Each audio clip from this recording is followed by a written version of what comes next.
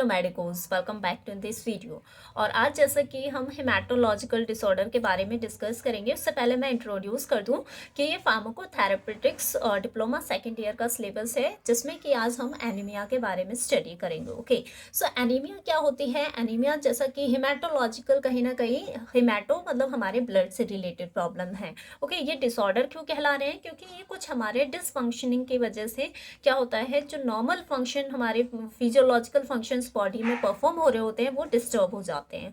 Okay, सो anaemia क्या है? एक तरह की ऐसी कंडीशन है जिसमें लेक ऑफ ब्लड हो जाता है, यानी कि लेक ऑफ ब्लड मीन्स यहाँ पे आरबीसी या हीमोग्लोबिन की कमी होने की वजह से हम कह सकते हैं जो ब्लड का फंक्शन है वो प्रॉपर नहीं हो पाता। ओके, यहाँ पे हम देख सकते हैं decrease in the total amount of the RBCs और हीमोग्लोबिन, यानी कि एनीमिया क्या है? एक ऐसी कंडीशन है जिसमें आरबीसीज और हीमोग्लोबिन का जो टोटल अमाउंट होता है उसके कंपेयर में थोड़ा सा डिक्रीमेंट हो जाना, डिक्रीज हो जाती हैं जो टोटल आरबीसीज काउंट है, या फिर हम कह सकते हैं हीमोग्लोबिन काउंट।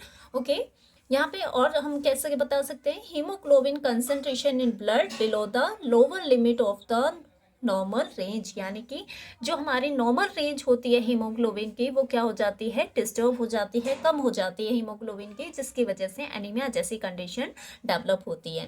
यहाँ पे जैसा कि मैंने यहाँ पे दे रखा है, नॉर्मल हीमोग्लोबिन रेंज क्या होती है, अगर हम मेल में बात कर रहे हैं तो कितनी होगी, 13 ग्राम पर डेसीलीटर। ओके, फीमेल की बात करते हैं तो फीमेल में 11.5 ग्राम पर डेसीलीटर होती है। इन्फेंट्स में देखा जाए तो हीमोग्लोबिन लेवल क्या होता है, 15 ग्राम पर डेसीलीटर।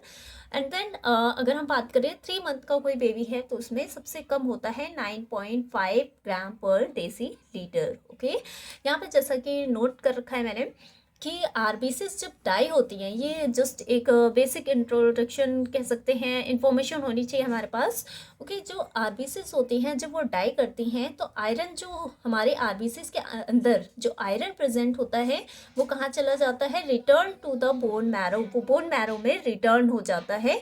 उसके बाद वो क्या होता है, use to create the new RBC. इसके लिए फिर हमारे जो बोन मैरो है वो न्यू आरबीसीज बनाने के लिए आयरन को यूज कर लेती हैं। Anaemia develop when the heavy bleeding, अब क्या होता है, आरबीसीज तो हमारी क्या हो रही है, डिग्रेड हो रही है, और उसका जो आयरन है वो यूज हो रहा है, रीयूज हो रहा है न्यू आरबीसीज बनाने के लिए। लेकिन एनीमिया जैसे कंडीशन में क्या हो रहा है, एनीमिया जब डेवलप होते हैं, जब हैवी ब्लीडिंग हो जाए, जिसकी वजह से जब ब्लीडिंग होगी तो आरबीसीज हमारी बॉडी से क्या होता है, लॉस होता है। अब आरबीसीज लॉस होंगी तो इसका मतलब है कहीं ना कहीं आयरन लॉस भी होगा, आरबीसी प्रोडक्शन फिर क्या हो जाएगा, स्लो हो जाएगा, क्योंकि ये आयरन किस में हेल्प कर रहा था, न्यू आरबीसी बनाने में। ओके, तो आयरन प्रोडक्शन स्लो हो जाएगा, डाउन हो जाएगा, दे destroy at the fast rate, और उनका जो रिडक्शन है, डिस्ट्रॉय रेट है, वो क्या हो जाता है, फास्ट हो जाता है। ओके, अब क्या क्या एटियोलॉजी, क्या क्या कॉजेज हो सकते हैं एनीमिया के? सो फर्स्ट है ब्लड लॉस, यानी कि जब ब्लड लॉस होता है, जैसे कि by the heavy menstrual periods हो जाए, बहुत ज़्यादा मेंस्ट्रुएशन हो जाए, जिसकी वजह से ब्लड लॉस होगा। ब्लड लॉस होगा तो अल्टीमेटली क्या होगी, हमारे जो आरबीसीज हैं वो भी लॉस होंगे, आरबीसी लॉस तो आयरन लॉस तो फिर अल्टीमेटली क्या होगा, एनीमिया जैसी कंडीशन डेवलप होंगी, क्योंकि न्यू आरबीसीज नहीं बन पा रही हैं। सर्जरी में क्या होता है, ब्लड लॉस हो जाता है, कोई ट्रॉमा हो गया, कैंसर केस हो गया, तो उस केस में ब्लड लॉस होता है। दूसरा एटियोलॉजिकल फैक्टर हम देख सकते हैं, decrease rate of RBC production, या तो हो सकता है हमारे आरबीसी का जो प्रोडक्शन रेट है वो बहुत ही स्लो हो जाए, यानी कि पुअर डाइट। अब क्या है, हमारे बॉडी में जो बेसिक रिक्वायरमेंट है आरबीसीज को बनाने के लिए वो है आयरन। ओके, अब आयरन चाहिए हमें ब्लड बनाने के लिए, लेकिन हमारी डाइट में ऐसा डाइट ले रहे हैं जिसमें आयरन की कमी हो, या फिर हम कह सकते हैं फॉलिक एसिड की कमी होती है, जिसकी वजह से आरबीसी प्रोडक्शन नहीं हो पाता प्रॉपर। या फिर कोई हार्मोनल इम्बैलेंस हो जाए, जैसे कि एग्जाम्पल में decrease erythropoietin from the kidney, हमारी किडनी से जो एरिथ्रोपोइटिन हार्मोन रिलीज होता है वो क्या करवाता है, न्यू आरबीसी प्रोडक्शन में हेल्प करता है।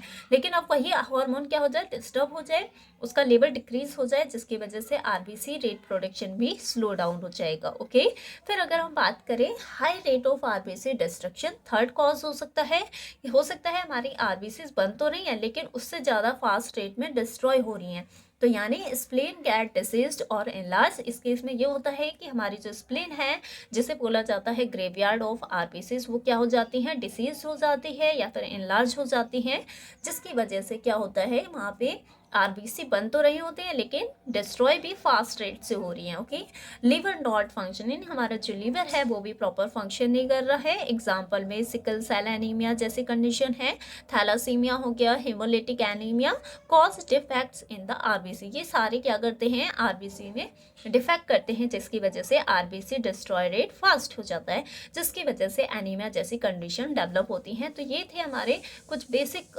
एटोलॉजिकल फैक्टर्स और introduction part of the anaemia. Okay, next lecture में हम हम कह सकते हैं कवर करेंगे किसके बारे में, सिम्टम्स के बारे में। Okay, and remaining part of the pharmacotherapeutics. Okay, thank you so much, please share with your friends and your needy persons. Okay.